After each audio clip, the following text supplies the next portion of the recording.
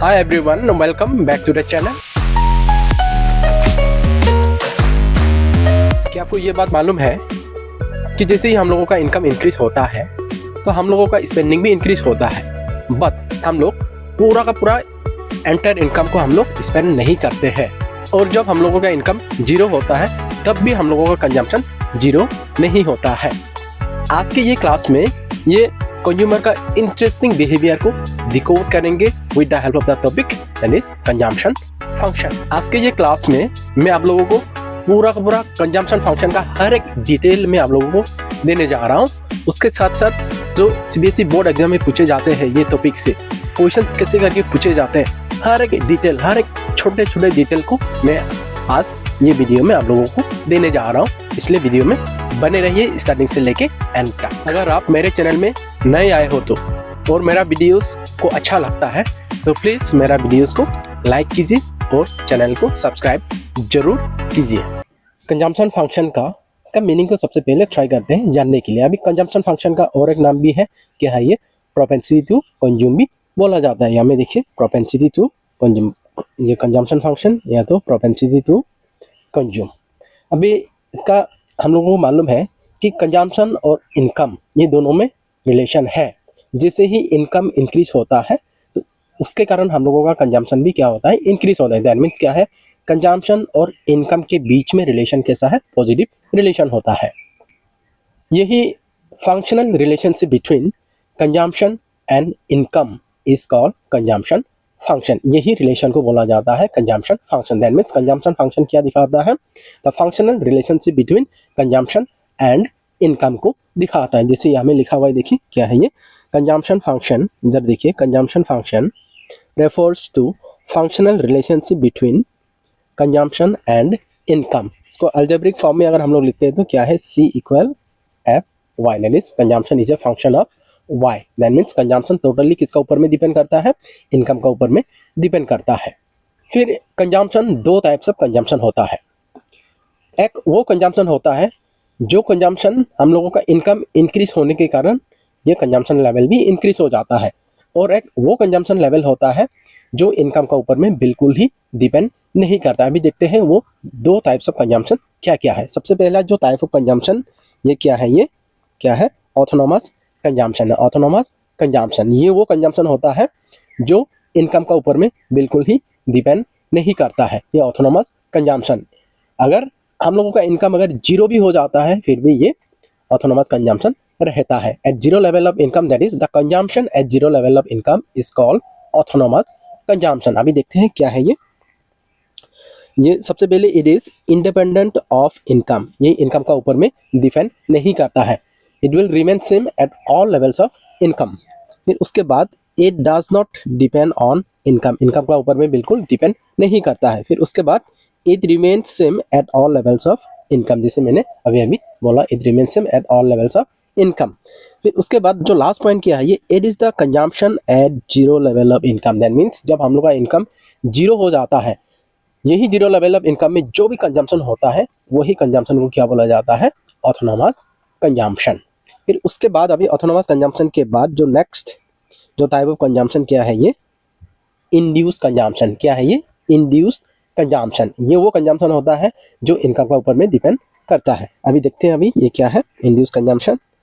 ये it is dependent on income. ये क्या है? इनकम का ऊपर में डिपेंडेंट होता है। दैट मीन्स इनकम इंक्रीज होगा तो ये कंजम्पशन भी इंक्रीज होगा। If income increases it will also increase. Income increase होने से ये भी इंक्रीज होता है। If income decreases it will also decrease. फिर if income is zero it will also be zero. Income level अगर जीरो होता है तो ये इंड्यूस कंजम्पशन भी जीरो होता है। तो ये हो गया दो types of consumption, autonomous consumption and induced consumption. फिर अभी ये जो कंजम्पशन फंक्शन क्या है? ये C इक्वल कंजम्पशन फंक्शन क्या है? ये देखिए, ये C इक्वल क्या है? C बार प्लस बी वाई। ये है consumption function. That means consumption दो भागों में डिवाइड हो जाता है। ये C बार क्या है? ये हो गया C कंजम्पशन हो गया। ये जो C बार हो गया, ये C बार क्या है? ये ऑटोनोमस कंजम्पशन होता है। C bar is autonomous consumption. फिर यहाँ में जो दिखाई दे रहा है यहाँ में बी वाई क्या है? ये इंड्यूस्ड कंजम्पशन। तो यही बी में से ये जो बी वाई है, ये जो स्मॉल लेटर बी है, तो ये क्या है, ये बी को बोला जाता है एमपीसी, और ये जो वाई क्या है, ये इनकम होता है। यही होता है हम लोगों का कंजम्पशन फंक्शन। उसके बाद हम लोग समझते हैं डायग्रामेटिकली कंजम्पशन फंक्शन। देखते हैं अभी कंजम्पशन फंक्शन, डायग्रामेटिकली इसको समझते हैं हम लोग। ये है कंजम्पशन फंक्शन का डायग्राम। देखिए कंजम्पशन फंक्शन का, ये वाई एक्सिस में हम लोगों ने लिया इनकम एंड एक्स एक्सिस में लिया हम लोग कंजम्पशन लिया, एक्स एक्सिस में। फिर यहाँ में देखिए प्रीवियस वीडियो में मैंने आप लोगों को बोला था कि जो हम लोगों का ये सप्लाई होता है, एग्रीगेट सप्लाई क्या होता है, इनकम के बराबर होता है। इसलिए ये जो 45 डिग्री लाइन क्या है, ये 45 डिग्री लाइन क्या है, ये हम लोगों का ये इनकम लेवल होता है, इनकम लेवल। फिर ये जो कंजम्पशन कर्व है, ये जो दिखाई दे रहा है ना, ये वाला, ये जो कंजम्पशन कर्व दिखाई दे रहा है, ये जीरो से स्टार्ट नहीं होता है। क्यों जीरो से स्टार्ट नहीं होता है? क्योंकि जीरो लेवल ऑफ इनकम में भी क्या रहता है, ये ऑटोनोमस कंजम्पशन रहता है। और इसका स्लोप देखने में कैसा है, ये अपवर्ड स्लोपिंग है। अपवर्ड स्लोपिंग किसके कारण होता है? क्योंकि हम लोगों को मालूम है ये इनकम और कंजम्पशन के बीच में रिलेशन कैसा होता है, डायरेक्ट रिलेशन होता है। फिर उसके बाद ये जो कंजम्पशन फंक्शन और ये जो डायग्रामेटिक प्रेजेंटेशन है, या तो कंजम्पशन फंक्शन का जो इम्पोर्टेंट जो पॉइंट्स है वो सब देखते हैं क्या क्या है। जो हम लोग का कंजम्पशन कर्व है, देखते हैं जो इम्पोर्टेंट पॉइंट्स क्या क्या है। यहाँ में देखिए इम्पोर्टेंट पॉइंट्स क्या क्या है। अब यहाँ में देखिए सबसे पहले देखिए, सबसे पहला इंपॉर्टेंट पॉइंट क्या है, ये consumption curve start from Y axis. Consumption curve कभी भी जीरो से स्टार्ट नहीं होता है। कंजम्पशन कर्व वाई एक्सिस से स्टार्ट होता है, जैसे हमें डायग्राम में आपको दिखाई दे रहा होगा। कहाँ से स्टार्ट होता है? ये वाई एक्सिस, यहाँ से वाई एक्सिस से स्टार्ट हो रहा है। वाई एक्सिस से यहाँ में वाई एक्सिस से स्टार्ट हो रहा है। ये कंजम्पशन कर्व जीरो से स्टार्ट नहीं होता है। उसके पीछे का रीजन क्या है? क्योंकि जीरो लेवल ऑफ इनकम में भी कौन सा कंजम्पशन रहता है? ऑटोनोमस कंजम्पशन रहता है। फिर जो सेकेंड जो पॉइंट है, इंपॉर्टेंट जो पॉइंट है वो क्या है, ये slope of consumption curve is positive या तो अपवर्ड। तो अपवर्ड जो इसका स्लोप जो अपवर्ड दिखाई दे रहा है, ये जो कंजम्पशन कर्व यहाँ में जो अपवर्ड दिखाई दे रहा है, ये वाला कंजम्पशन कर्व जो अपवर्ड दिखाई दे रहा है, तो ये किसके कारण अपवर्ड है? Because of the direct relation या तो positive relation between consumption and income. यही रीजन के कारण इसका स्लोप कैसा होता है? ये अपवर्ड स्लोप होता है। फिर उसके बाद जो थर्ड इंपॉर्टेंट पॉइंट देखते हैं यहाँ में।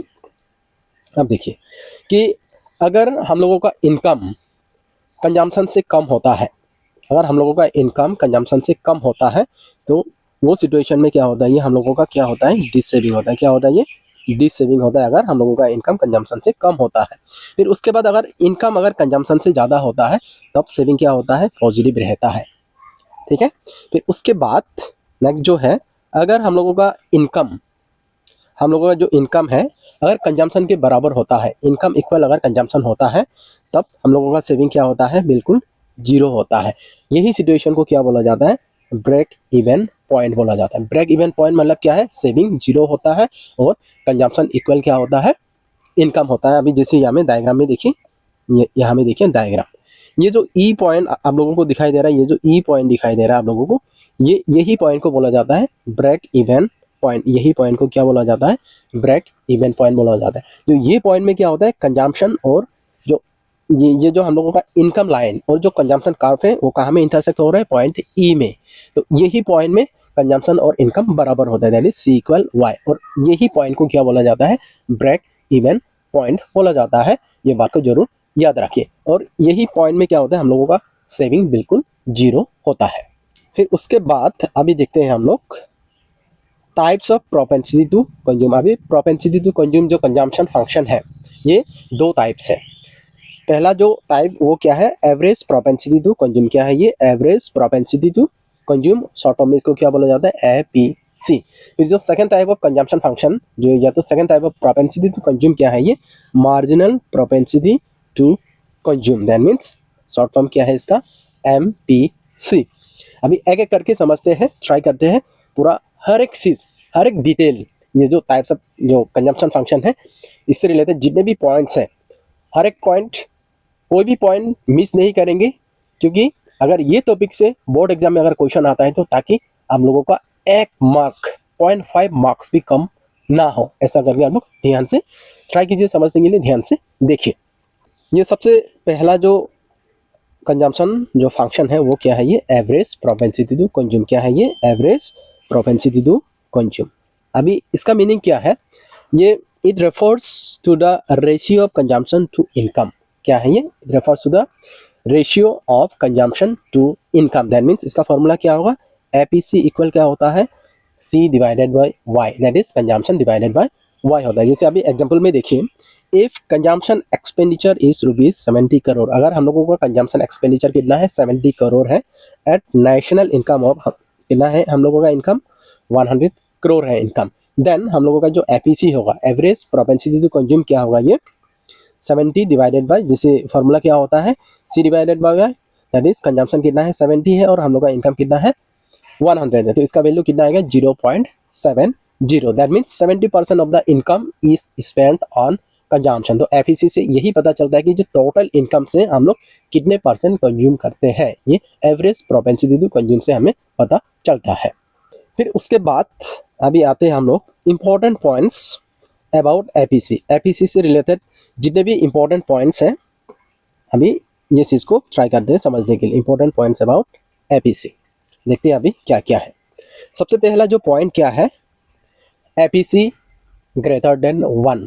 अगर एपीसी का वैल्यू ग्रेटर देन 1 आता है, या तो एपीसी का वैल्यू ग्रेटर देन 1 कब आएगा, एपीसी का वैल्यू ग्रेटर देन 1 तब आएगा जब हम लोगों का कंजम्पशन इनकम से ज़्यादा होता है। तो क्योंकि हम लोगों को मालूम है फॉर्मूला क्या होता है, सी डिवाइडेड बाय वाई होता है, क्योंकि सी हो गया न्यूमरेटर और वाई हो गया डिनोमिनेटर। अगर न्यूमरेटर अगर डिनोमिनेटर से अगर ज़्यादा होता है तब जाके ही इसका वैल्यू 1 से ज़्यादा आता है।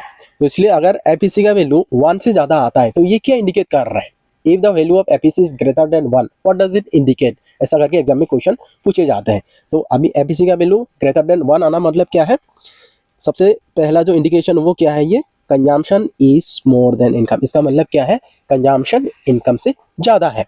फिर ये कब होता है, कंजम्पशन इनकम से ज़्यादा कब होता है, ये before break even point, break even point से पहले होता है कंजम्पशन ग्रेटर देन इनकम। याद रखना, ब्रेक इवन पॉइंट से पहले ये होता है consumption is greater than income. फिर नेक्स्ट है, अगर एपीसी का वैल्यू अगर 1 से ज़्यादा आता है, इसका मतलब क्या है, saving is negative. That means क्या होता है, इसमें डिस सेविंग होता है। डिस, क्योंकि ऑब्वियसली हम लोगों का इनकम अगर 10 रुपीज़ है, 20 रुपीज़ हम लोग कंज्यूम कर रहे हैं, तो अनदर 10 रुपीज़ हम लोगों को कहाँ से मिलेगा, ऑब्वियसली हम लोगों को क्या करना होगा, दूसरों से बोरो करना होगा मनी। तो इससे क्या हो जाता है, हम लोगों का सेविंग नेगेटिव हो जाता है या तो डिस सेविंग हो जाता है। इसके बाद अभी हम लोग सेकंड पॉइंट को देखते हैं, क्या है ये सेकंड पॉइंट में क्या है, APC is smaller than 1। That means APC is less then 1। APC का वैल्यू लेस देन 1 कब आएगा, जब हम लोगों का कंजम्पशन इनकम से क्या होता है, कम होता है। If the consumption will be less than income, in that situation the value of APC will be less than 1। देखते हैं कि अगर एपीसी का वैल्यू लेस देन 1 आता है तो ये क्या इंडिकेट करता है। ये सबसे पहला इंडिकेशन क्या है, ये consumption is less than income. क्या इंडिकेशन है, consumption is less than income, अगर एपीसी का वैल्यू 1 से कम आता है तो। और ये कब होता है, ये होता है after break even point. Break even point के बाद होता है क्या, ये consumption is less than income होता है आफ्टर ब्रेक इवन पॉइंट। फिर उसके बाद क्या होता है, ये इसमें अगर एपीसी का वैल्यू 1 से कम आता है तो ये क्या इंडिकेट कर रहा है, सेविंग क्या है, पॉजिटिव है। सेविंग क्या है, पॉजिटिव है, क्योंकि हम लोग इनकम मान के चलिए कि फॉर एग्जाम्पल हम लोगों का इनकम है 20 रुपीज़ और हम लोग कंज्यूम कर कितना रहे, फॉर एग्जाम्पल 10 रुपीज़, तो 10 रुपीज़ तो सेविंग हो रहा है, तो इसलिए ये हमें क्या होता है, सेविंग पॉजिटिव होता है अगर एपीसी का वैल्यू 1 से कम आता है तो। फिर उसके बाद देखते हैं अभी यहाँ में थर्ड जो इम्पोर्टेंट पॉइंट क्या है, ये एपीसी इज इक्वल टू 1। अगर एपीसी का वैल्यू इक्वल टू 1 आता है, 1 के बराबर आता है, तो ये क्या इंडिकेट कर रहा है, तो एपीसी का वैल्यू 1 कब आ सकता है, क्योंकि हम लोगों को मालूम है एपीसी इक्वल क्या होता है, जैसे यहाँ में देखिए C divided by Y, that means consumption और इनकम जब बराबर होगा, न्यूमरेटर डिनोमिनेटर जब बराबर होगा तब जाके इसका वैल्यू क्या आएगा, 1 आएगा। दैट मीन्स ये क्या इंडिकेट करेगा, एपीसी का वैल्यू 1 आने का मतलब क्या है, consumption is equal to income, consumption income के बराबर होता है अगर इसका वैल्यू 1 आता है। तो फिर ये कहाँ में होता है, एपीसी का वैल्यू 1 कौन सा पोजीशन में होता है, that is at break even point. कहाँ में होता है, ये ब्रेक इवन पॉइंट में होता है एपीसी का वैल्यू 1 के बराबर। और जब एपीसी का वैल्यू 1 के बराबर होता है तो सेविंग क्या होता है, बिल्कुल 0 होता है। क्या होता है, सेविंग 0 होता है। फिर अभी देखते हैं फोर्थ जो पॉइंट है, इंपॉर्टेंट पॉइंट, ये क्या है, हम देखते हैं फोर्थ इंपॉर्टेंट पॉइंट ये है। देखिए कि देयर इज एन इनवर्स, कैसा रिलेशन है, there is an inverse relation between APC and income. That is APC और इनकम के बीच में रिलेशन कैसा है, इनवर्स रिलेशन। इसका मतलब है कि जैसे ही इनकम इंक्रीज होते जाएगा हम लोग का एफईसी का वैल्यू क्या होते जाएगा, कम होते जाएगा। क्यों ऐसा क्यों होता है? Because FEC falls with increase in income because the proportion of income spend on consumption keeps on decreasing. जो प्रोपोर्शन हम लोग कंजम्पशन में यूज करते हैं इनकम का, वो क्या होता है, डिक्रीज होते जाता है। तो यही रीजन के कारण क्या होता है, ये एफईसी और ये इनकम के बीच में कैसा रिलेशन होता है, इनवर्स रिलेशन होता है। इसके बाद नेक्स्ट इंपॉर्टेंट पॉइंट को देखते हैं। ये क्या है? नेक्स्ट इंपॉर्टेंट पॉइंट ये है, that is FEC can never be zero. ये सबसे ज़्यादा इंपॉर्टेंट है। एफईसी का वैल्यू कभी भी जीरो नहीं हो सकता। क्यों जीरो नहीं हो सकता? आप देखिए, हम लोगों को मालूम है ये जो एफईसी का वैल्यू क्या होता है, कंजम्पशन डिवाइडेड बाय इनकम होता है। तो अभी कोई भी रेशियो का, कोई भी फ्रैक्शन का वैल्यू जीरो कब आता है? जब हम लोग का न्यूमरेटर जीरो होगा। क्योंकि जीरो लेवल ऑफ इनकम में भी क्या रहता है, कंजम्पशन रहता है। हम लोगों का कंजम्पशन कभी भी जीरो नहीं हो सकता। जब हम लोगों का इनकम जीरो होता है तब भी कंजम्पशन रहता है। अगर हम लोगों का कंजम्पशन जीरो नहीं होगा तो इसका वैल्यू, एफईसी का वैल्यू कभी भी जीरो नहीं हो सकता। सी का वैल्यू कभी भी जीरो नहीं हो सकता, इसलिए एफईसी का वैल्यू भी कभी भी जीरो नहीं हो सकता। यहाँ में देखिए, FEC can be zero only when consumption equal zero. अभी एफईसी का वैल्यू जीरो कब हो सकता है? जब हम लोग का कंजम्पशन का वैल्यू जीरो होगा। लेकिन हम लोगों को मालूम है consumption is never zero. Consumption कभी भी जीरो नहीं हो सकता at any level of income.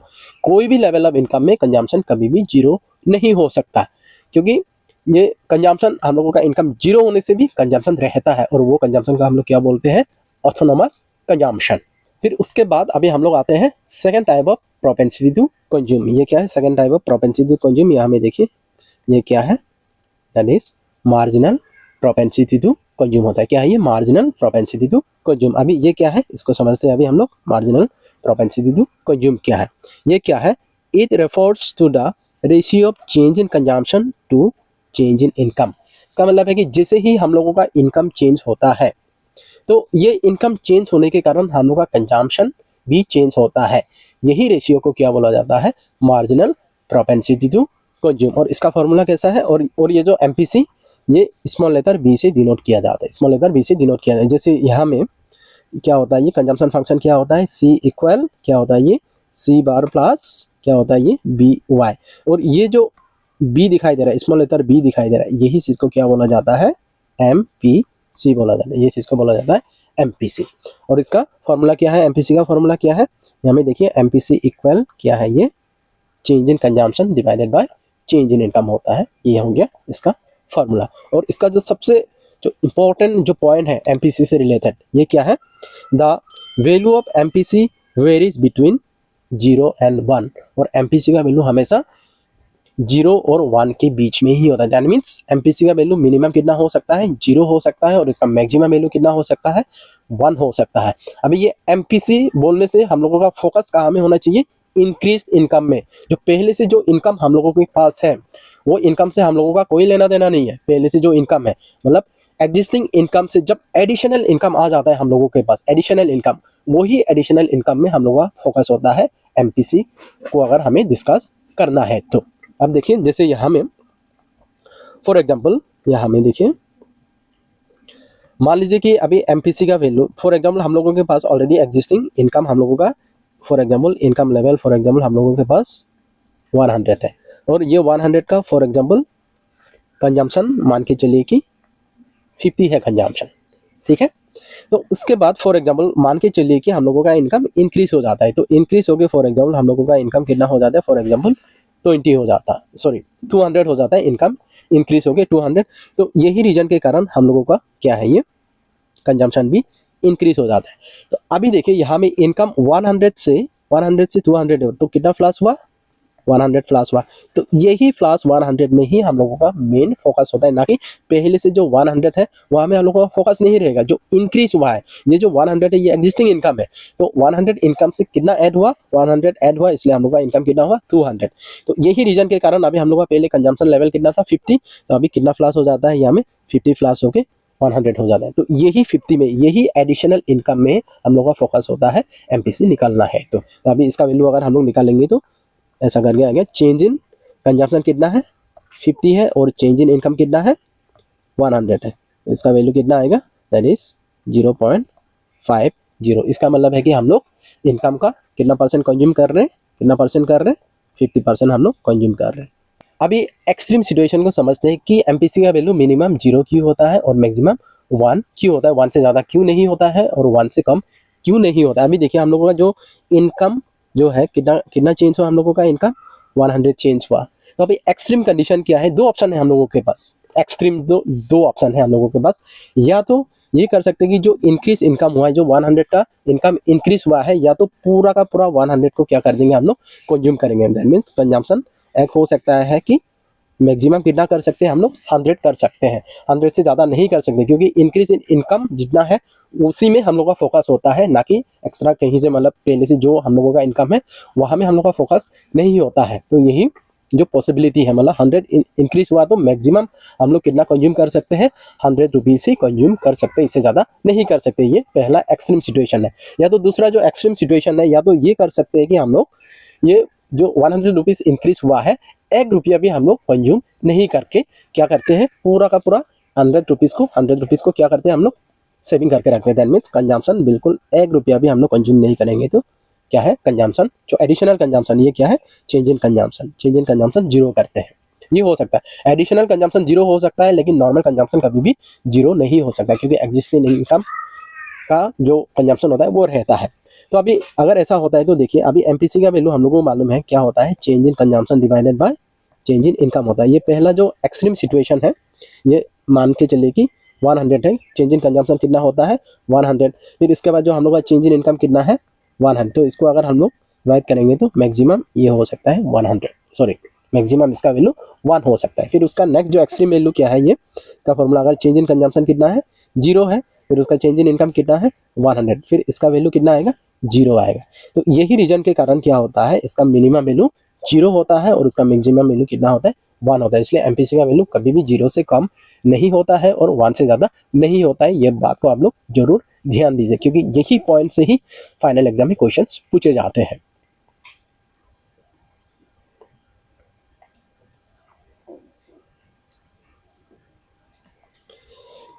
फिर उसके बाद हम लोग ट्राई करते हैं समझने के लिए स्लोप ऑफ कंजम्पशन कर्व को ट्राई करते हैं समझने के लिए, स्लोप ऑफ कंजम्पशन कर्व का स्लोप को ट्राई करते हैं समझने के लिए। ये जो कंजम्पशन कर्व क्या है, ये क्या मेजर करता है, it is measured as the ratio between change in income and change in consumption को क्या करता है, ये मेजर करता है। ये स्लोप जो कंजम्पशन कर्व का स्लोप है, ये क्या चीज़ को मेजर करता है, चेंज इन कंजम्पशन और चेंज इन इनकम को मेजर करता है। और यही चीज़ को क्या बोला जाता है, एमपीसी बोला जाता है। क्या बोला जाता है, इसको एमपीसी बोला जाता है। और ये जो कंजम्पशन कर्व का स्लोप क्या होता है, ऑलवेज पॉजिटिव होता है। पॉजिटिव मतलब ये अपवर्ड स्लोपिंग होता है। दैट मीन्स ये किसके कारण होता है upward sloping, due to positive relationship between consumption and income. Consumption और इनकम का बीच में पॉजिटिव रिलेशन के कारण ही क्या होता है, कंजम्पशन कर्व का स्लोप क्या होता है, अपवर्ड स्लोपिंग होता है, पॉजिटिव स्लोप होता है।